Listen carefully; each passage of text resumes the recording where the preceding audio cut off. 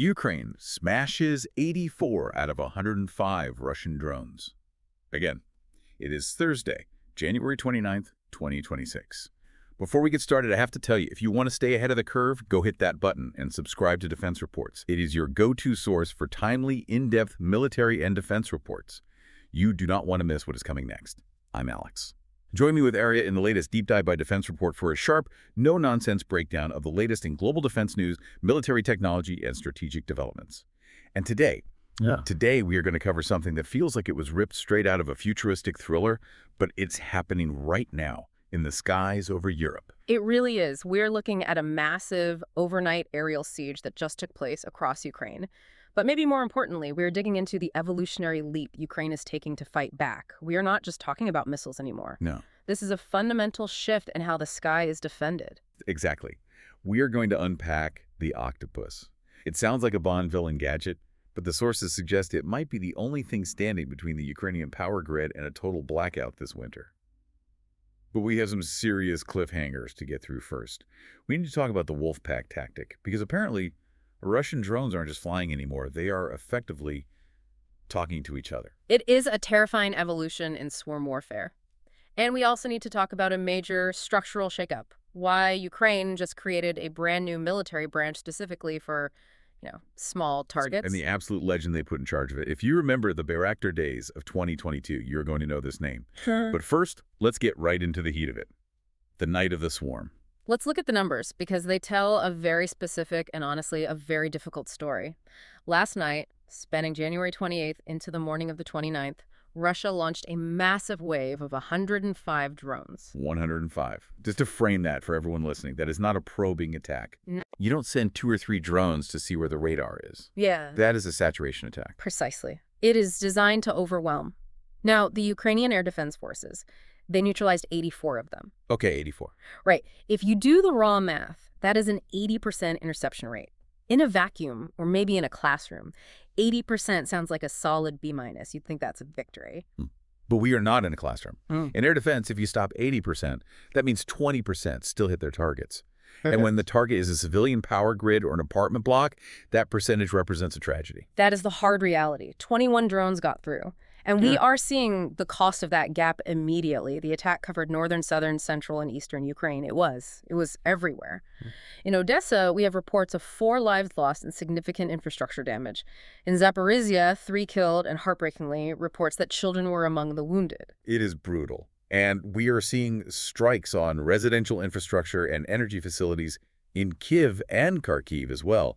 It really emphasizes that this is not just a military contest of soldier on soldier. It is a terror campaign against the population. Yeah, and it is designed to be confusing. What is really interesting, and we need to get into the technical side here, is the composition of this swarm. We have reviewed the reports, and not all 105 of those drones were the explosive Shaheds or Gerons we have become used to. Right, this brings up the decoy strategy. This feels like a cynical evolution in tactics. It is highly cynical, but strategically it's effective. They are mixing in drones called the Gerbera and the Parity. Parity? That is a strange name for a weapon of war. It is descriptive, though. Think about what a parity is. It mimics the real thing, but is not the real thing. These drones are made of cheap materials, foam, plastic, simple off-the-shelf electronics. They do not carry a massive warhead. Some might not carry one at all. So their only job is to be a ghost on the radar. Their entire job is to light up on a radar screen and look like a threat. So walk me through the engagement logic here. The Ukrainian radar operator sees 105 dots on the screen. Do they know which ones are foam and which ones are high explosives? In the heat of the moment, often no. They have to treat every single blip as a killer. So you have to fire something. You have to expend a missile, or at the very least reveal your anti-air position by turning on your targeting radar, just to shoot down a piece of flying styrofoam. It's a resource trap. Exactly. While the air defense batteries are busy tracking and engaging the parity drones, the real killers, the heavy Shaheds and the Atomises, are slipping through the gaps. It is an industrial-scale game of 3-card Monte. You drain the defender's magazine on cheap decoys so the expensive missiles run out. That is just, it's maddening. It forces Ukraine to burn through expensive ammunition on cheap targets. But the evolution does not stop at decoys. We need to unpack this wolf pack tactic because this sounds like a significant upgrade in how these things operate. This is arguably the most concerning tactical shift we are seeing in 2026. We have moved past the days of sporadic strikes where a drone was just sent on a one-way trip. Right. We were in a constant aerial siege. The term wolfpack is not just marketing, it describes the behavior.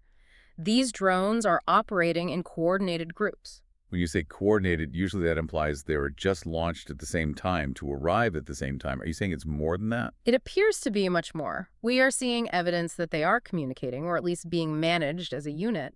But the bigger technological leap here, and this is the part that tech enthusiasts need to pay attention to, is the integration of Starlink. Starlink, as in the satellite internet terminals we use for high-speed internet. The very same. There are confirmed reports and photos of Russian forces physically installing Starlink terminals, likely modified, directly onto the Shahed 136 drones. Okay, let's break this down. A Shahed is a suicide drone. Why put a high-bandwidth satellite internet dish on a missile that is going to blow itself up? Two reasons: range and dynamic control. See, previously, these drones flew on a pre-programmed path using GPS. You launch it, it flies to a coordinate, it dives. Once it is in the air, it is on rails. You cannot change its mind. Right, fire and forget. With Starlink, you have a high-speed, low-latency connection to the drone in real time, anywhere on the planet. So it converts a fire-and-forget missile into a remote-controlled aircraft with infinite range. Essentially, yes. They can change targets mid-flight. If a drone in the front of the Wolfpack gets shot down and reveals where the air defense battery is, The operator can just reroute the others. the operator, who could be sitting hundreds of kilometers away in safety, can instantly reroute the rest of the swarm around that danger zone. Or they can circle and loiter, waiting for a gap. That turns a static threat into a dynamic one. That is a nightmare for air defense planners because you cannot predict the flight path anymore. It removes the predictability. And on top of that, we need to talk about speed. For a long time, we called these drones mopeds or lawn mowers because they were slow, maybe 180 kilometers per hour. Right, you could literally hear them coming, and the mobile fire groups guys in trucks with machine guns could actually track them and shoot them down. Exactly. But the Defense Intelligence of Ukraine has confirmed the use of the Geran 5. This is not a propeller drone, it is a jet-powered variant. Jet-powered, that changes the physics of the interception completely. It flies at 600 kilometers per hour. Wow. At that speed, the acoustic warning time drops to almost zero. You do not hear it until it is there.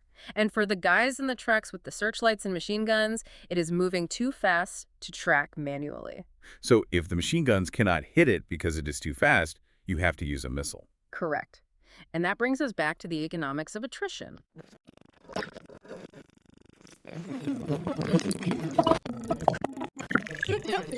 Because the cheap methods can't catch them. They just can't catch them. It is a wallet war. If Ukraine runs out of expensive interceptors, the grid falls. Which is why this next part is so incredibly important. If the problem is economic asymmetry, expensive missiles versus cheap drones, Ukraine has realized they cannot win by playing the old game. They have had an aha moment. Into the octopus. The octopus. I have to say, the naming conventions in this war are fascinating. Tell us about it. This was showcased recently to a British delegation led by David Lammy, right? Yes. The octopus is what we classify as an interceptor drone. So a drone designed to kill other drones. Simply put, yes. Think of it as a robot dogfight. Instead of firing a massive missile, you launch a fast, agile, relatively small drone that flies up to the Shahed and either shoots it down or physically rams it. Robot wars in the sky. But the key here is not just the cool factor, it is the cost, right? That is the game changer. An Octopus drone costs a fraction of a Patriot missile. We are talking maybe tens of thousands of dollars versus millions. It flips the script. It completely flips the economic script. Now, Ukraine can afford to launch 2 or 3 Octopuses at every incoming Russian drone without bankrupting their defense budget. And the scale of this is wild. I saw the announcement from Minister Mikhailo Fedorov. He was not talking about testing a dozen of them. No, he mentioned 40,000. 40,000 interceptor drones arriving this month alone. That is an industrial response to an industrial threat. They are building what they call a drone wall. A drone wall. The concept is a layered defense where the first line is not a missile battery, but a swarm of defensive robots. You saturate the sky with your own cheap interceptors to clear out the decoys and the slow movers. That is incredible. And it seems like the world is taking notice. This is not just theoretical anymore. They are. At the UMAX 2026 exhibition in Abu Dhabi, Ukrainian manufacturers were essentially the rock stars at the show. You have delegations from India, the UAE, Egypt. They all want this tech because everyone looks at the videos coming out of Ukraine and realizes we are not ready for swarms. It makes sense. If you are a country with a traditional air force and you see that a $5,000 piece of foam can waste your $1 million missile, you start looking for a better solution fast. And Ukraine is the only country with combat-proven solutions. But here's the thing about technology. It needs organization.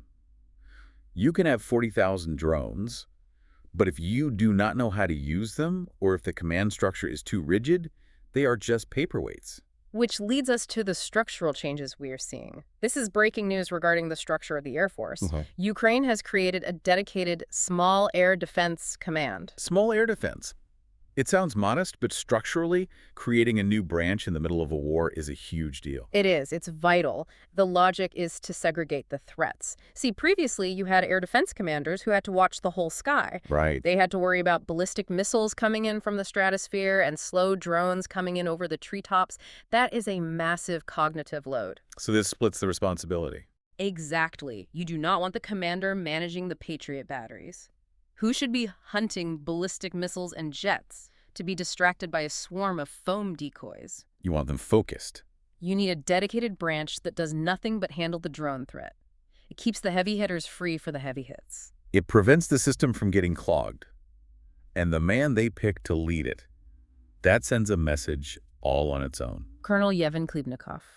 Does that name ring a bell for the listener? It should. If you were following the war in early 2022, the Bayraktar TB2s were the heroes of the defense. Oh, absolutely. The videos of them taking out columns of tanks were everywhere. Klibnikov led those units. So they are taking their most experienced offensive drone commander and putting him on defense. He is a legend in unmanned systems. He understands the drone mindset, how they fly, how they loiter, their vulnerabilities, better than almost anyone. Putting him in charge of air defense shows that Ukraine is treating drone-on-drone combat not as a sideshow, but as a separate critical theater of war. They are putting their best drone offense mind on defense. It is a smart move. It is fighting fire with fire, or rather fighting robots with a guy who knows how to drive robots. It is the only way to adapt. Because if we zoom out and look at the strategic outlook for 2026, the scale of this conflict is just staggering. Yeah, let's step back from the tech for a moment. The human toll is overwhelming. There is a report stating that combined war casualties for Russia and Ukraine are approaching 2 million. 2 million people. It is a number so large, it is hard to comprehend. It is. It emphasizes that this is a grind. It is a war of exhaustion. And when you have that level of attrition, the side that can innovate faster and cheaper is the side that survives. And looking at the Wall Street Journal scenarios for 2026, it does not look like it is ending tomorrow. No. The scenarios range from continued grinding war to a potential exhaustion of one side. But diplomatically, things are very tense. We have seen Marco Rubio's comments recently about the Donetsk issue being a massive sticking point in any potential peace talks. Right, the territorial concessions. It seems like the diplomatic front is frozen while the kinetic front is heating up. Exactly. And while those talks stall, the reality on the ground is the harshest winter warnings we have been hearing about. We mentioned the outages in Kyiv and Odessa earlier. The grid is being hammered. But Ukraine is adapting. The resilience is palpable. And despite the shortage of systems, I think Zelensky explicitly said they need 10 more Patriot systems and have only secured 3. Just 3. The systems they do have are performing miracles. They are. There is data showing one specific Patriot unit has downed 140 ballistic missiles alone. One unit. 140. That is a staggering statistic for a single battery. It proves that the Western tech works when it is available. The bottleneck is not capability, it is quantity. Precisely. And that is why the Octopus and the Small Air Defense Command are so critical. They are trying to plug the quantity gap with innovation. They cannot get enough Patriots, so they are building a swarm of 40,000 robot interceptors instead. So we have a war shifting from tanks to drones, from missiles to interceptors, and from human pilots to automated swarms. It brings us to a fascinating point, really. If we connect this to the bigger picture, we are witnessing the first true robot versus robot air war in history. It really is. It feels like we have crossed a line that sci-fi authors have been writing about for decades. We have, and this raises an important question for you, the listener. With Ukraine deploying 40,000 automated interceptors against Russian swarms, Have we officially crossed the threshold where human pilots are becoming obsolete in air defense? That is a chilling thought. Top Gun looks very different if Maverick is sitting in a shipping container in Nevada or Kyiv, staring at a screen. And here is the follow-up.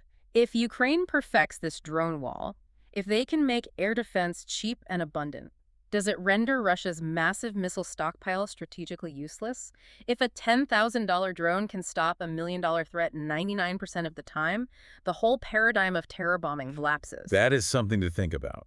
Mm-hmm. The shield might finally be catching up to the sword. Indeed. Well, that is all we have time for today. You've been listening to Defense Report by Alex and Aurea, where we analyze the latest in military strategy, global defense, and advanced weaponry. It has been a pleasure unpacking this with you all. And hey, before you go, do not forget, subscribe to Defense Reports. It is your go-to source for timely, in-depth military and defense reports. We'll catch you next time. Stay safe.